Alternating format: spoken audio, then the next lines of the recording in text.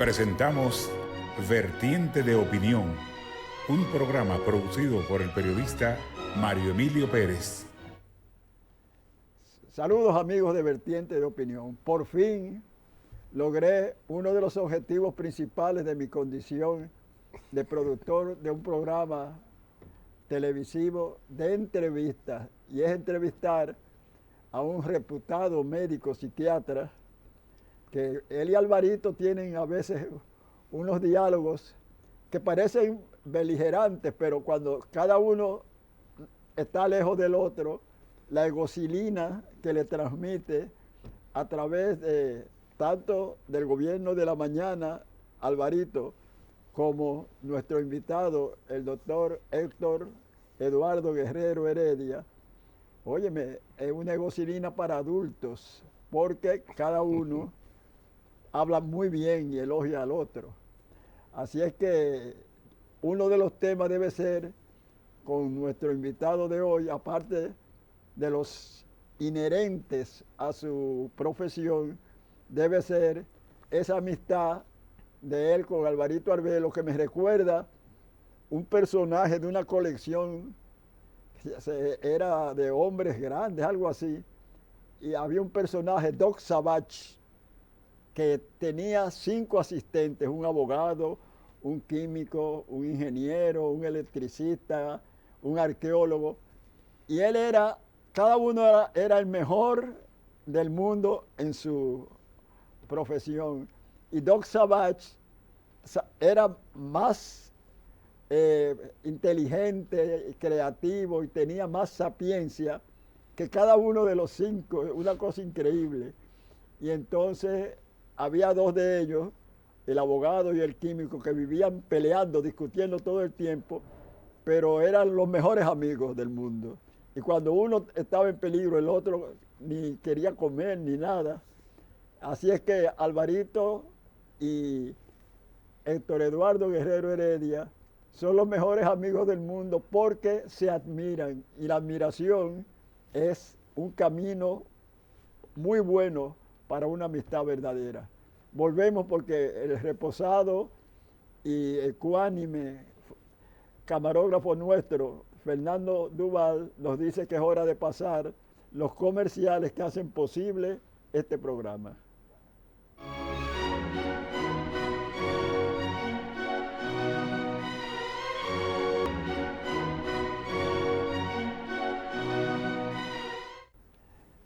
Los oyentes y televidentes de este programa, me imagino que tienen siempre, sobre todo los que son muy religiosos, la idea de que las enfermedades se pueden curar mediante la oración, mediante el rezo. Inclusive yo tengo amigos muy religiosos que son ancianos de una congregación religiosa, como se dice en el argot del protestantismo cristiano, de que tienen poder curativo. Entonces yo, que soy un asiduo oyente del programa, que a través de la Z101 participa mi invitado de hoy, la receta médica de la Z, le hacen muchas veces esa pregunta, que si se cura, que si la oración puede curar. Ya yo sé su respuesta, pero muchos de los teleaudientes míos quizás no la sepan. Bueno, Mario Emilio, tú sabes que se hizo un estudio en los años 50, en la época del mayor esplendor del estalinismo materialista soviético, y se hizo un estudio entre las personas con terminales de cáncer que comenzaban o que iniciaban un proceso de cáncer, y se demostró que aquellas personas de Ucrania, Letonia, Estonia, que tenían una tradición cristiana ortodoxa, tenían una expectativa de vida mayor que las personas de Moscú, que eran completamente socialistas o comunistas, o sea, que eran ateos. ¿Qué te quiero decir? Obviamente que los milagros en la ciencia no existen, no caben los milagros en la ciencia, pero sí cabe la fe. el que tiene fe tiene mayor capacidad de expectativa de vida y eso se demuestra a través de la inmunología, la histoquímica y la bioquímica molecular cerebral.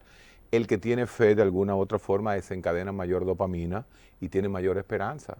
O sea que un toque de fe en una enfermedad terminal tiene más ventaja que una persona que no tenga ningún tipo de fe. La fe no significa una fe religiosa, una fe en una deidad mitológica, sino una fe interna inclusivamente.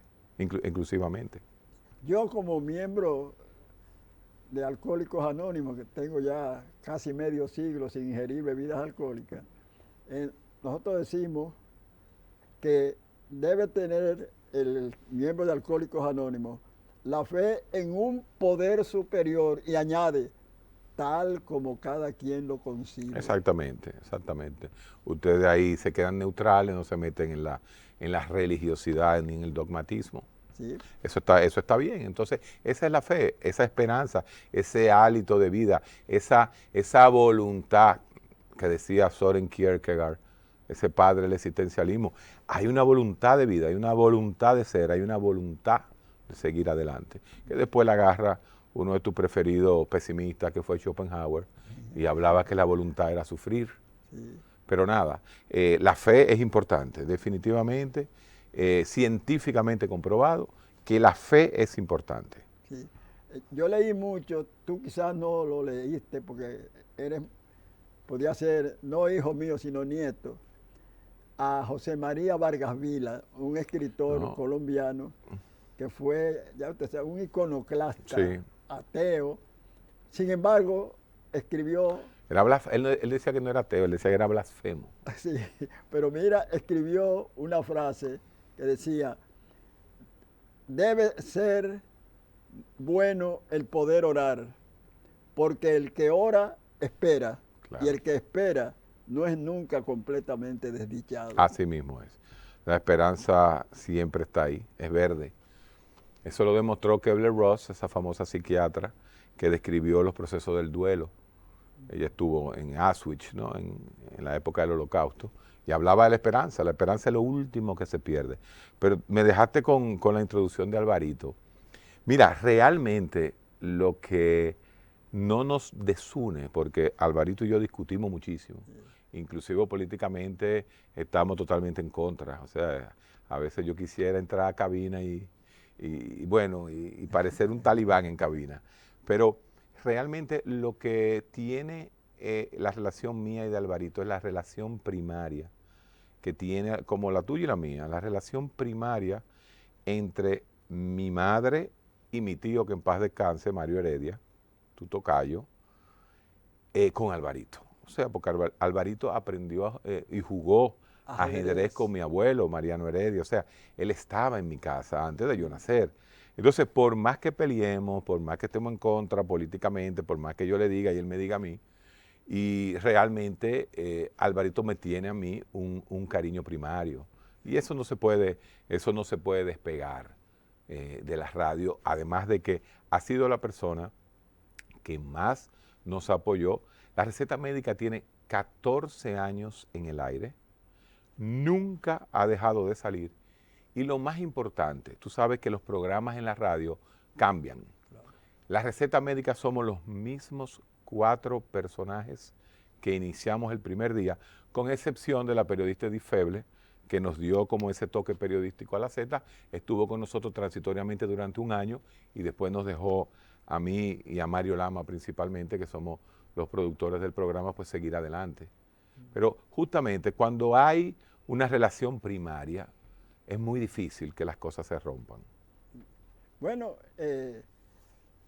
tus padres y mi esposa y yo tenemos una estrechísima amistad de añeja data. Exacto. ¿Sí? Y tal como tú señalas, eso influye en los hijos, porque yo recuerdo que yo vivía dándote bromas contigo, sí, y una vez iba a darte una de mis bromas y tú saliste corriendo y después levantaste el teléfono para pelear con alguien de forma violenta y yo dije, caramba, pero lo que es la vinculación que tú hablaste. Sí. Si hubiera sido otro que iba a bromear contigo de la forma que yo acostumbro a bromear, tú te hubieras devuelto. Yo le dije a Belice, óyeme, si no es por... Yo me libré de a lo mejor de un knockout, porque ese hombre iba disgustado a pelear con alguien y entonces lo que hizo fue evadirme. Y eso tiene mucha importancia. Fíjate que uno, cuando era niño, con los amigos de los padres, uno los saludaba en la calle. Claro. Y entonces claro que ellos tenían a veces que, como que si veían mucha gente alrededor, decía, eso porque él sabe que yo soy muy amigo de su padre. Sí, claro, y eso es vital, la relación primaria tiene connotación familiar, eso es una de sangre, y eso yo lo he vivido, lo he vivido con un grupo de amigos, y entre ellos tú, porque hacerme venir a esta hora a firmar un programa, nada más que me sacaste por los moños, ¿no? Pues fíjate, a mí me sorprende y parecería que es una administración afectiva de egocilina, como tú, siendo un científico de la medicina, eres al mismo tiempo un amante y se deja traslucir en tu conversación de la filosofía. Y sobre todo de filósofos, que yo recuerdo que cuando yo leía en mi adolescencia, a veces no entendía un párrafo, cuando eran, por ejemplo, Kant, o el mismo Schopenhauer. Bueno, Schopenhauer era más directo. Descartes, Kant, Leipzig, Spinoza, bueno, al inicio.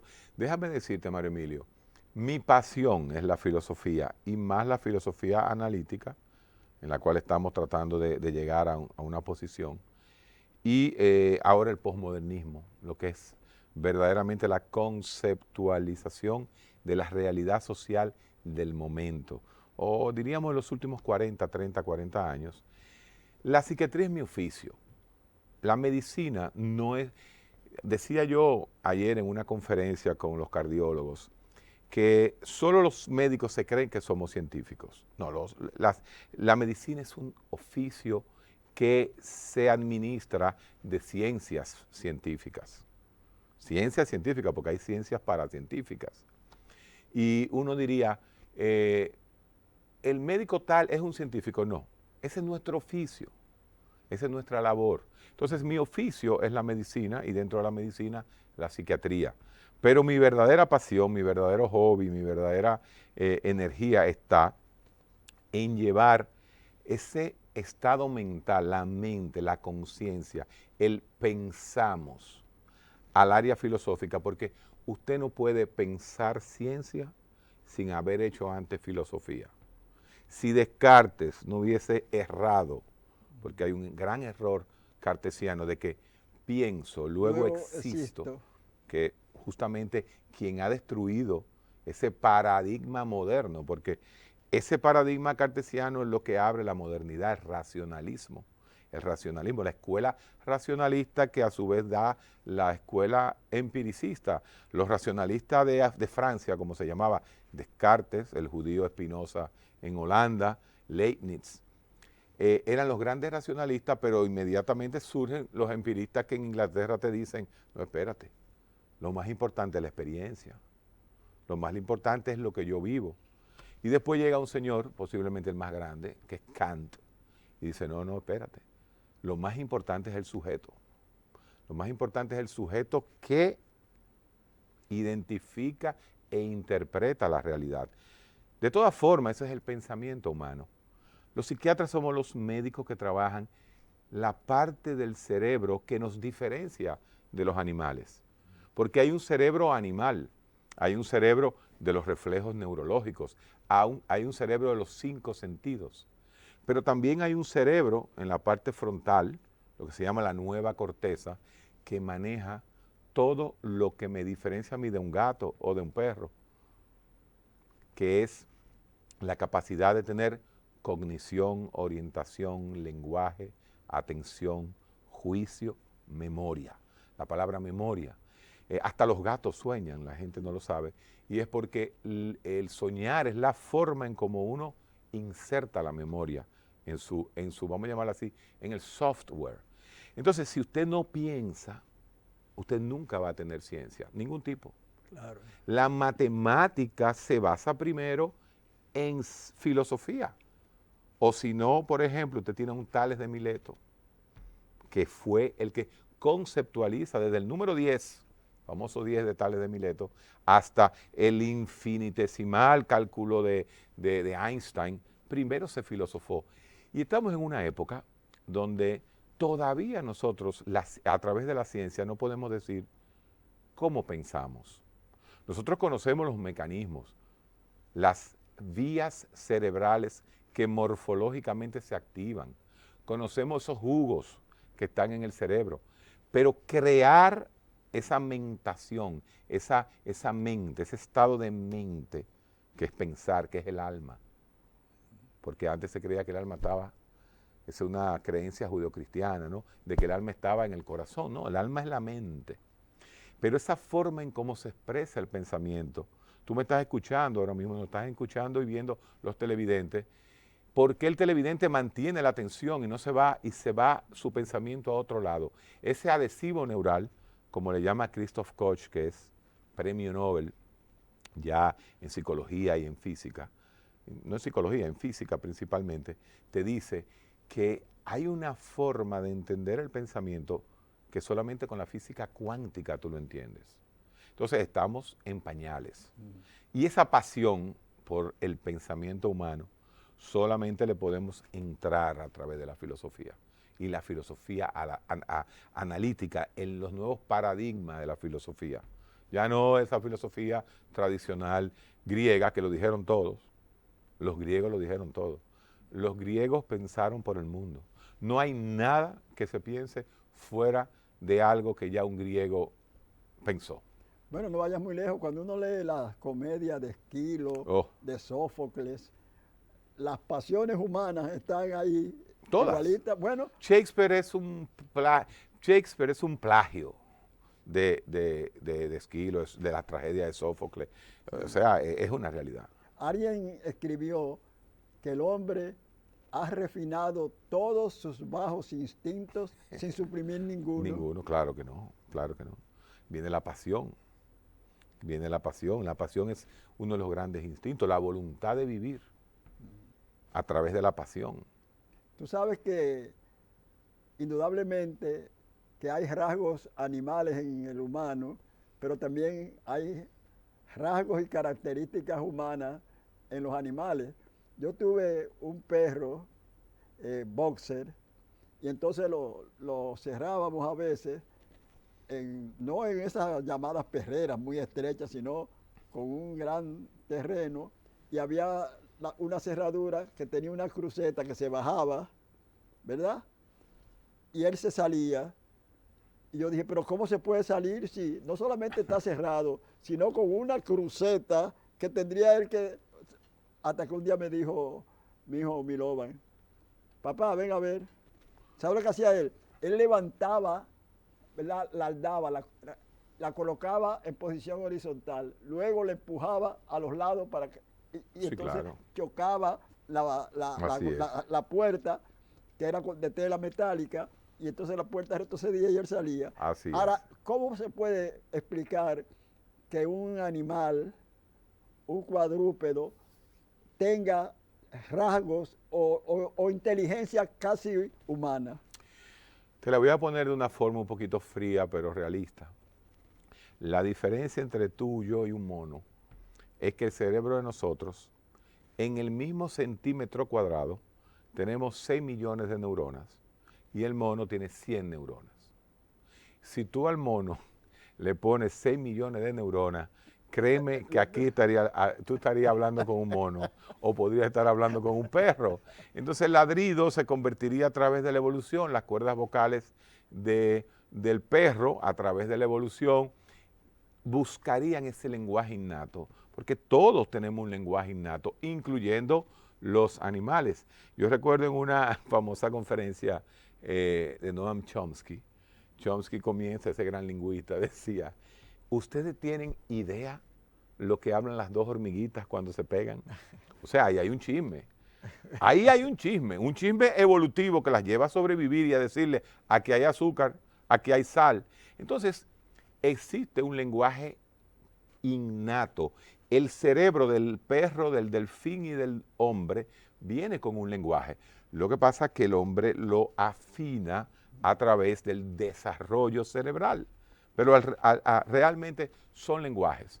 Ladrar, a veces el ladrido de un perro es mucho más científico que el discurso de cualquier político posmoderno. O sea, si tú escuchas la campaña de ahora, si tú escuchas la nimiedad, superficialidad, imbecilidad y estupidez del discurso político que nos viene en el 2020, tú te das cuenta que oír ladrar un perro posiblemente sea más interesante.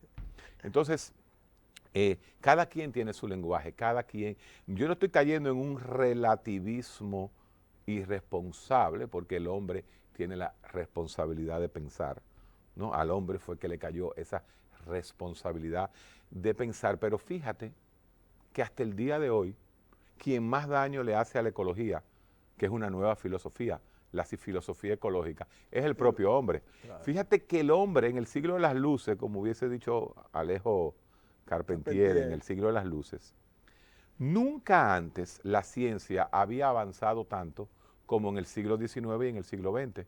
Sin embargo, en el siglo XIX y en el siglo XX se dieron las dos guerras más cruentas de la historia de la humanidad. Entonces, ¿qué hacemos pensando y con mucha tecnología si no la aplicamos en la evolución ecológica? Entonces, a veces es bueno pensar, pero a veces es bueno hasta no pensar. Y justamente otro premio Nobel en 2000, Daniel Kahneman, te lleva el pensamiento de la psicología a la economía y te habla de que la mayoría de las cosas que nosotros hacemos, las hacemos con el cerebro animal, con el primer pensamiento. Y dice que es mejor en la mayoría de los casos tomar la acción animal que la acción humana, porque la acción humana tiene sesgos, ya viene con errores, porque a la acción humana usted le da una connotación emotiva, emocional, con el corazón, con el prejuicio, con la psicología y con la religión, que hace que tú tomes decisiones quizás que no son las mejores. Sí. Tú sabes que cuando hablé de la inteligencia de un can, un perro, recordé una historia que hacía Freddy Vera, ido a destiempo, quizás el artista dominicano más completo que ha dado este país. Él tenía un chimpancé en su casa y un día le dio, le quitó el papel a un chocolate de esos, un Mickey Way, una cosa de esa, valga la propaganda gratuita, se lo dio y él lo agarró y lo tiró. Y luego se hizo así y se pasó la mano y se dio cuenta. Se devolvió a buscar. Se devolvió a buscarlo. Sí. Oye, pero eso es una... Eso es así, eso es así. Eso es instinto animal y se dio cuenta y dijo, espérate. Sí. Ahora, tú que hablaste de las hormigas, que es un animal, ¿verdad?, tan diminuto, que uno dice, caramba, pero en ese cuerpo hay estómago, hay órganos digestivos, y que cuando ellas están en la oscuridad, sí, y tú enciendes las luces, ellas salen corriendo y se meten debajo de cualquier... Entonces tú dices, pero ven acá, ellas intuyen que metiéndose debajo se preservan de que las... Esa es la madre naturaleza. Esa es la intuición de la evolución. Si no se hubiesen escondido, se las comían los famosos osos, esos que con la lengua hacían así y arrasaban y se la comían todas. Y dicen que es el animal más fuerte proporcionalmente. Sí, claro que sí. Porque levantan, yo las he visto. Un peso mucho mayor, 135 veces mayor. Así es. El peso de ellas. Los insectos posiblemente son una de los seres vivos más perfectos que hay. Y inclusive el posmodernismo, en el año 3000, definitivamente, la fuente proteica de los hombres será el desarrollo de los insectos. Son una fuente de proteica muy rica, de proteína pura. Lo que cuesta hacer una vaca al mundo, lo que le cuesta una vaca al mundo, no tiene madre, son miles y miles de galones de agua y miles de tareas de tierra para crear una sola fuñía vaca. Mientras que los insectos, usted en un invernadero puede crear miles de libras de proteína en un área muy restringida. Entonces, la vaca es un depredador. La carne de res debería desaparecer porque la creación de esa proteína es demasiado cara para la ecología. Pues tú no eres vegetariano, seguro. No, yo no soy vegetariano, yo me como un filetazo en cualquier momento. Yo estoy hablando de ciencia, no estoy hablando de gustos personales. Tú sabes que Boruga decía que nadie conoce un campeón de levantamiento de pesas vegetariano. No, no lo hay. No lo hay. Ni los chinos, ni los hindúes. No. Mira, Héctor, la teleaudiencia seguro estará diciendo, pero este hombre está entrevistando a un reputado psiquiatra y sin embargo ha hablado más de otros temas, de filosofía, hasta de zoología, y no ha hablado de los problemas emocionales, mentales, pero lo vamos a hacer en el próximo espacio.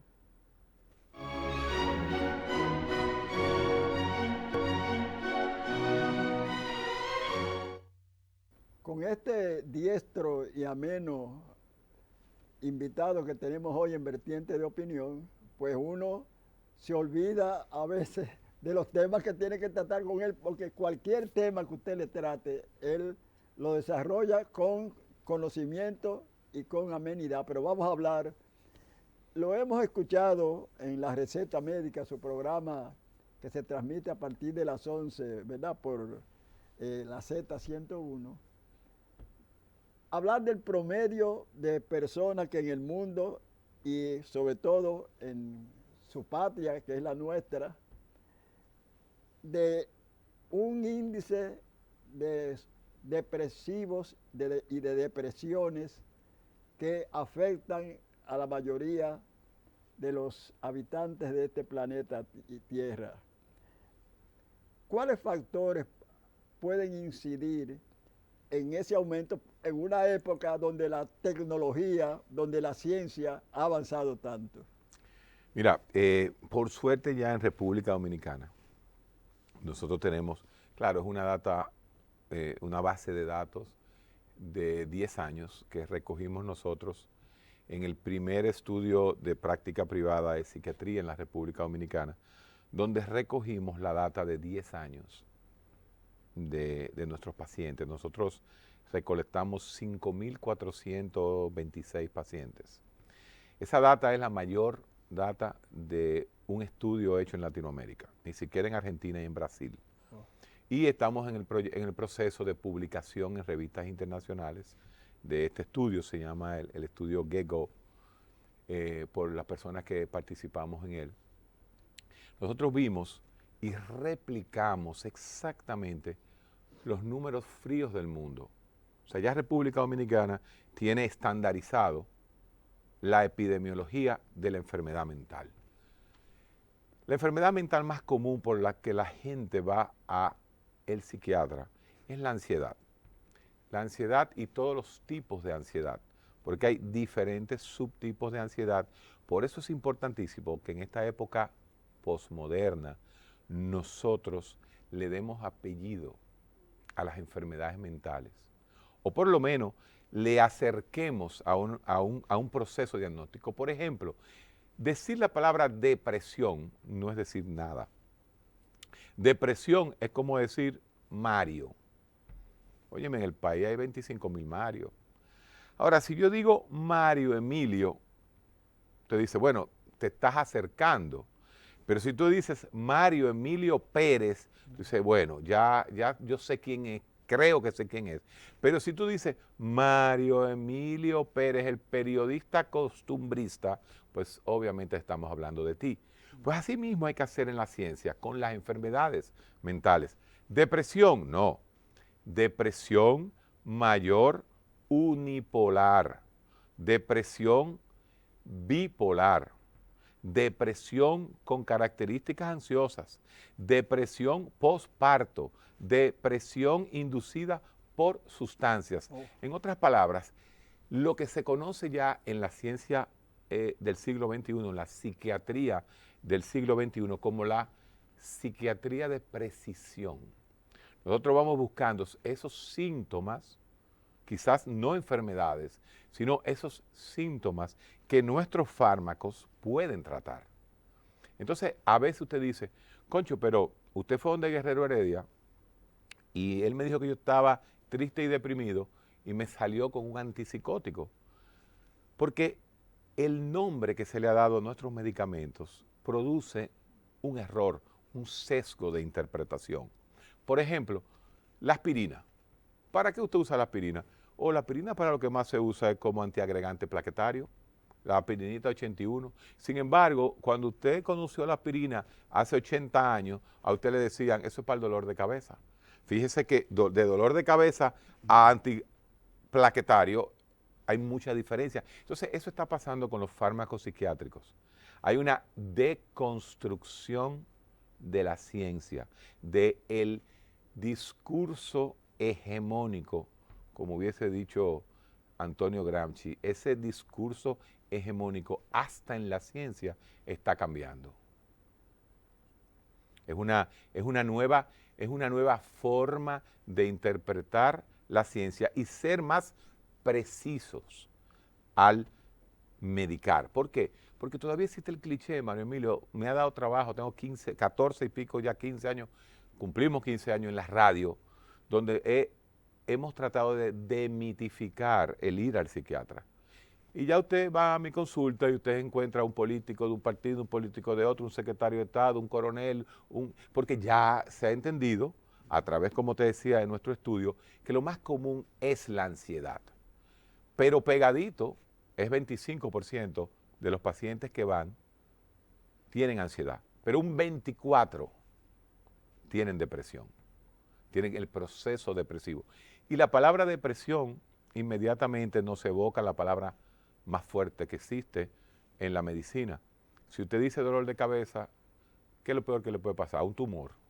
Eso es lo que piensa el ser humano, pero el ser humano es catastrófico, catastrofizante, como diría el padre de la terapia cognitiva, Aaron Beck. ¿Sería sinónimo de hipocondria? No, eso es otra cosa. El hipocondríaco es otra cosa, te explico ahora. Pero cuando usted dice la palabra, cuando dices entonces dolor de cabeza, tumor cerebral, depresión, suicidio. Lo peor que le puede pasar a un depresivo es que se suicide. Y justamente si hay una palabra infravalorada en la sociedad por el sesgo religioso, por el sesgo de ese miedo a la muerte que socialmente tiene la cultura judeocristiana, es el suicidio. Pero el suicidio, Mario Emilio, es la segunda causa de muerte en jóvenes y en niños. Oiga esto, en niños. Los niños se mueren de accidentes, de tumores y de suicidio, igual que los adolescentes. Entonces, en el mundo la séptima causa de muerte es el suicidio. ¿Cuántas personas conoces tú, por ejemplo, que murieron de cáncer de páncreas? Tú puedes decir, concho, Freddy, que lo mencionaste ahorita. O Pavarotti, o Rocío Jurado. Ok, hay 3.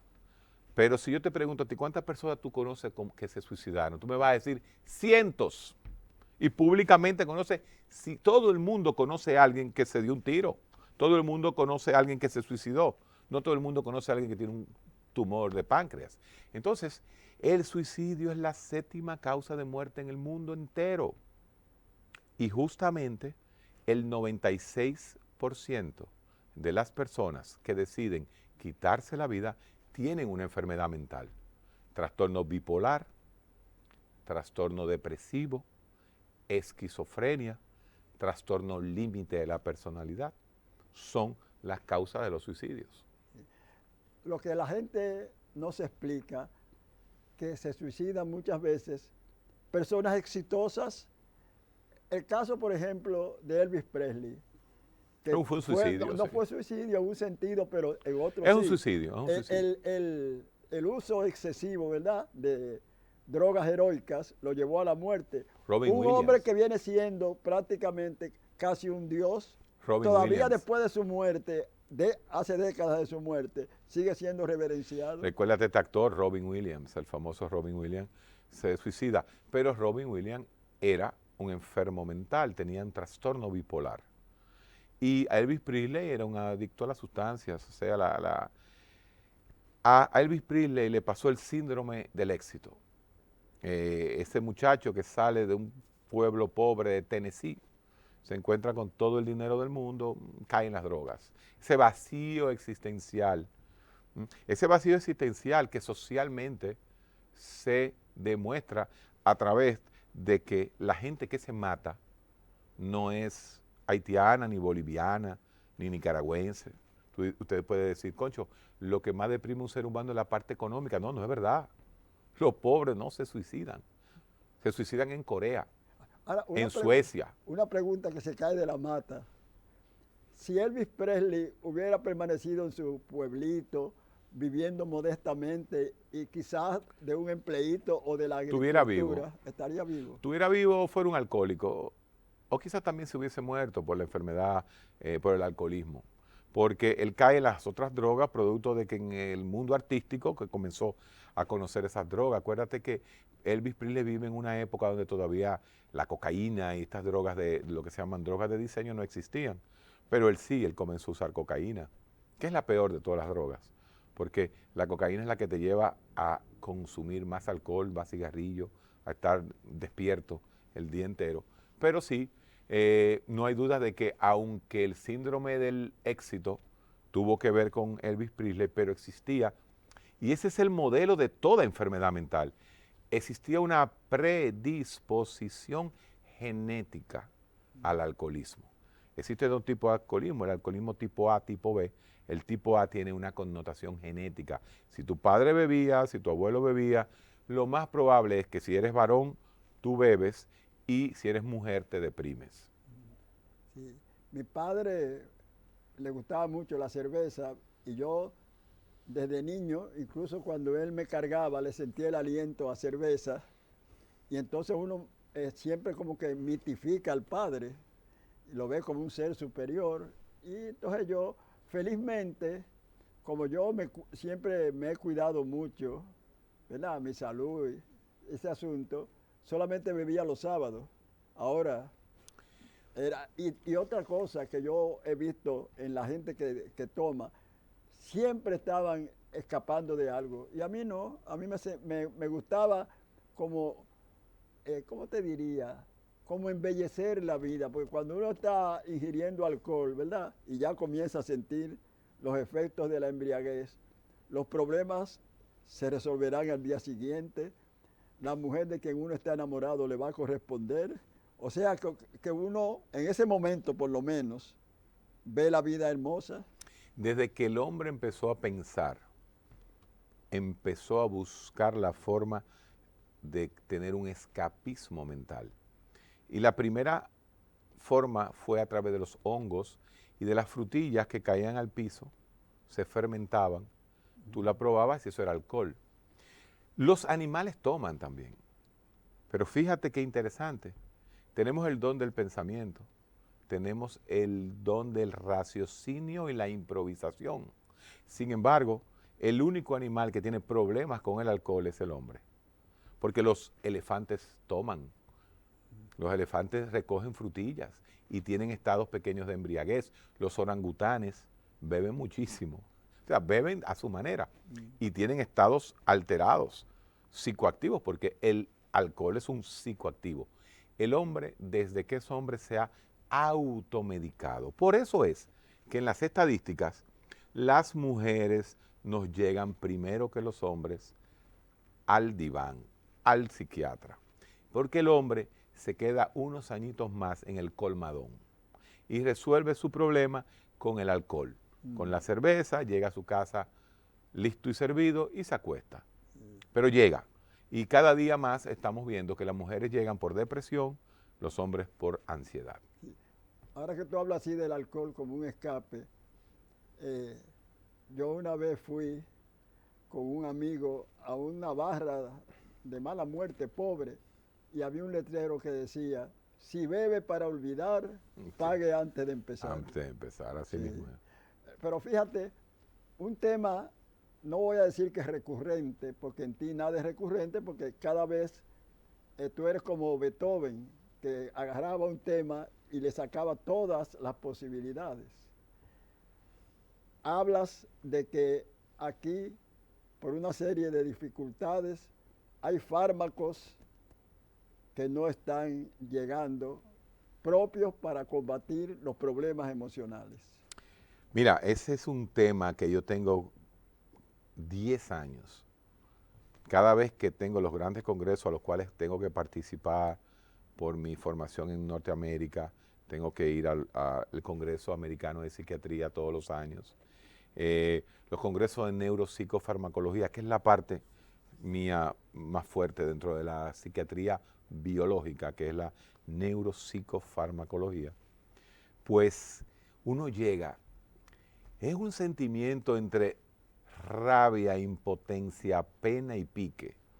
Usted lo unta todo y eso es lo que uno siente. Cuando uno, por ejemplo, el mes pasado estábamos en Dinamarca, en Copenhague, ciudad esa, una de las ciudades más impresionantes.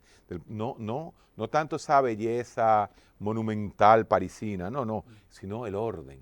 Una ciudad que ya el 40% de su energía es eólica y por paneles, donde ya no hay emisiones casi y el 90% de la población anda en bicicleta. Imagínate tú. Pero veíamos que, por ejemplo, una patología poco conocida, pero que es la patología que más impacta ahora mismo, es el trastorno de déficit de atención. Esta nueva juventud que no es capaz de enfocarse ni aprender a la velocidad que te está enseñando el posmodernismo. En nuestro país, y es lógico, Mario Emilio, tenemos un sexto de primaria de formación pública, como decía Ibelice Prats en uno de sus Twitter, que somos asiduos seguidores de Ibelice. En un país donde un dominicano salga con un sexto de primaria, usted no requiere esos medicamentos. Tú no los requieres. Entonces, en nuestro país solamente hay 2 moléculas de déficit de atención, cuando en el mundo hay 20. ¿Dónde están esas 18 moléculas necesarias para nuestros jóvenes? Pero si nos vamos a la esquizofrenia, al trastorno bipolar, ahora mismo, los últimos 5 grandes fármacos que hay en el mundo, en los Estados Unidos, para estos trastornos no han llegado al país. Y han llegado al país como copias de laboratorios nacionales que lo traen, pero no traen el medicamento original. Entonces, cada día uno no se da cuenta. El dominicano por kilómetro cuadrado por habitante tiene más iPhone 11 que en cualquier paisito, pero no tiene los medicamentos. Entonces hay como diría yo, un contraste tan fuerte en lo que es la apariencia tecnológica del dominicano y la verdadera conciencia tecnológico, científica y médica que hay en el mundo. No la tenemos, Mario Emilio. Pero eso no solamente en psiquiatría. Eso puede pasar en otras áreas, pero principalmente en mi área, que es la que yo tengo que hablar, estamos 10 años atrás del mundo y nuestros niños ya están 10 años atrás que el resto del mundo. ¿Que el 4% va a ayudar? Sí, pero en lo que nosotros avanzamos un paso, el mundo avanza 5. Por lo tanto, va a ser casi imposible que nuestros niños compitan con los niños del resto del mundo. Es una realidad real. Esto no es política, esto no es politiquería, es una realidad que estamos viviendo en todos los aspectos de la vida dominicana. Hay un tema que si yo no lo pongo en esta entrevista, la gente va a decir, caramba, como si yo fuera un periodista novel y hasta por edad biológica no lo puedo ser. Y es lo de los feminicidios y la frecuencia con que se está produciendo. Hay muchos que sustentan la teoría de que muchos hombres, que son la mayoría los que matan a las mujeres, aunque hay casos también de mujeres que han sido homicidas, se debe a que como ya la mayoría tras el feminicidio se suicidan, quizás antes de realizarlo, ese crimen, piensa, bueno, yo la voy a privar de la vida, pero yo me voy a privar de la mía, que quizás es lo más valioso para mí. Mira, el tema del feminicidio, yo lo uso para hacer un trampolín, romper esquemas y echarle ese, como dicen, ese jabón en la sopa. Yo te voy a echar un jabón, para no decir lo otro que se le echa al sancocho. No, a mí no me preocupa tanto el feminicidio. A mí me preocupa el homicidio en la República Dominicana entre hombres. Somos un país subdesarrollado con uno de los índices de homicidio más altos del mundo, por lo menos en el mundo latinoamericano. Entonces, antes de entrar en los 110, 115 casos anualmente de hombres que matan mujeres, yo prefiero enfocarme. Lo que pasa es que no deja dinero, no hay ONG detrás de esto y no se habla. A mí me interesan los 3.400 hombres que matan hombres en un país de violencia, en un país donde solamente usted tiene que salir a la calle y a través del tránsito usted define el mundo violento, instintivo en que vive el dominicano. Este es un país de alcohol y de homicidios. Por lo tanto, antes de entrar al feminicidio, que tiene una connotación biológico, biopsicosocial muy bien definida, nosotros deberíamos entrar en la seguridad ciudadana. Somos el país, uno de los países que más mata, pero somos el segundo país que más personas mueren por accidentes de tránsito. Y la causa número 1 de accidentes de tránsito, Mario Emilio, es el alcohol, el maldito alcohol. 75% de los accidentes fatales en el mundo está envuelto el alcohol. Entonces, hay temas que se opacan, temas principales de medicina. Usted dice, no, el problema es este. Por temas como el feminicidio, que los maneja toda una serie de mecanismos periodísticos que opacan la verdadera realidad en la República Dominicana, que son los homicidios y los accidentes. Bueno, ya el calmoso, valga la incorrección gramatical, Fernando Duval, nuestro camarógrafo, nos dice que prácticamente se ha acabado el tiempo. Recuerden, después de esta interesante entrevista con el doctor Héctor Eduardo Guerrero Heredia, reputado médico psiquiatra, no voy a decir que fue interesante porque sería pleonasmo. Hay que partir de la premisa de que toda entrevista con él será interesante. Debo recordarles que este programa se transmite en la frecuencia 6, tanto de Claro como de Tricón, Altiz, domingo de 9 a 10 de la noche, y se retransmite el mismo programa, como es natural, lunes de 5:30 a 6:30 de la mañana. Si usted se perdió esa entrevista con Héctor Eduardo Guerrero y mucha gente le dice, no, pero que tú no viste ese programa, no, pues te perdiste de algo imborrable, tiene la oportunidad en YouTube, escribiendo Mario Emilio Pérez, vertiente de opinión, a partir del lunes, después del mediodía, y ya está ahí, y usted lo podrá no solo verlo, sino enviárselo a sus relacionados. Hasta la próxima. Hemos presentado Vertiente de Opinión, bajo la conducción del periodista Mario Emilio Pérez.